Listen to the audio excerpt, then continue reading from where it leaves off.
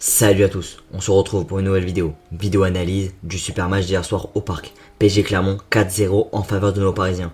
Une performance collective très satisfaisante, un match maîtrisé malgré quelques petites imperfections sans réellement d'importance. Paris reste en tête, 5 matchs, 5 victoires, 15 points, 2 matchs d'affilée sans encaisser de but. On a sorti un fond de jeu, une identité de jeu assez intéressante du Paris Saint-Germain hier soir en fin d'après-midi.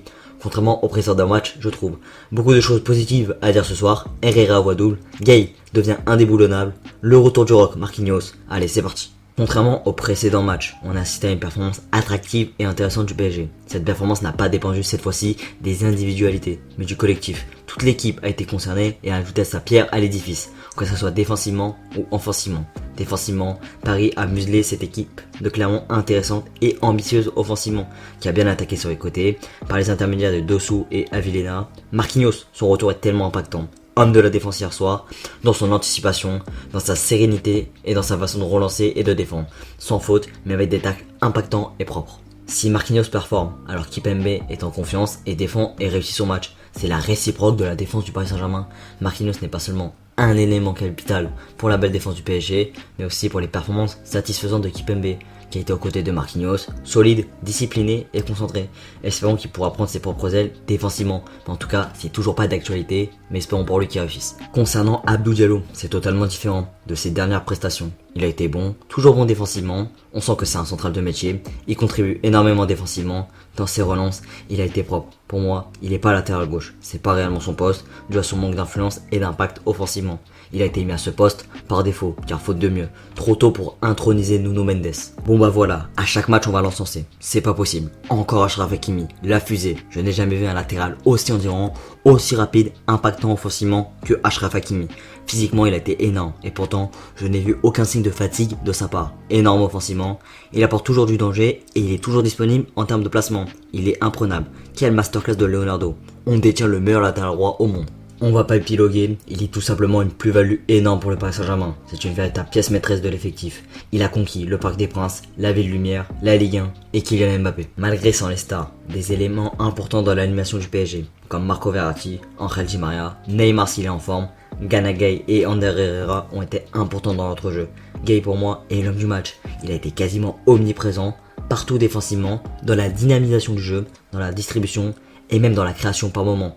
Il était à l'origine de son propre but, il était auteur de la passe pour Mbappé en profondeur. Malheureusement, Kylian Mbappé n'a pas donné le ballon à Rafinha et a raté son lob malheureusement. En tout cas, Gueye devient absolument indispensable dans le jeu du Paris Saint-Germain. C'est l'archétype du Kanté, partout sur le terrain, beaucoup d'efforts au niveau des courses, impactant dans l'aspect défensif, un peu moins impactant dans le jeu je trouve, mais qui garde une très belle prestation, Ander Herrera, le magnifique. Voilà, doublé, décidément le milieu parisien veut aussi marquer, Herrera équilibré, présent au milieu, dans la contribution défensive, distribution, agressivité, belle prestation.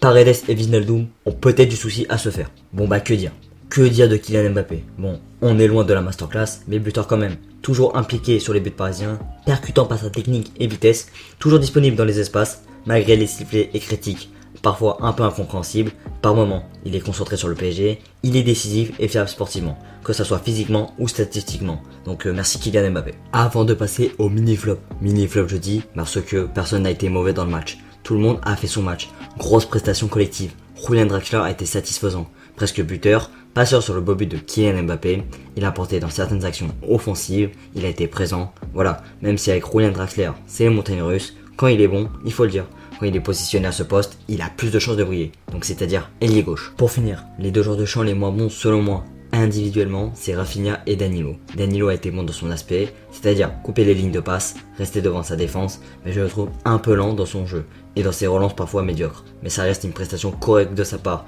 même si sa nonchalance pourrait coûter cher. Rafinha, retour enfin de Rafinha, même si offensivement il a été très moyen dans ce match, voire même absent, il s'est battu. Il s'est rattrapé dans le compartiment défensif. Beaucoup de contributions au niveau défensif de sa part, et c'est bien. Il a fait une prestation offensive moyenne, mais se bat pour aider l'équipe au mieux, et j'ai trouvé ça super de sa part. Pour boucler cette vidéo, dans la globalité, le PSG a délivré une superbe prestation. Tout le monde a été concerné. Un 4-3-3 qui a porté ses fruits. Mon dispositif favori pour ce PSG, comme d'autres d'ailleurs. Sans les grandes stars, le PSG reste invaincu. Pas de problème à signaler au niveau de Mauricio Pochettino.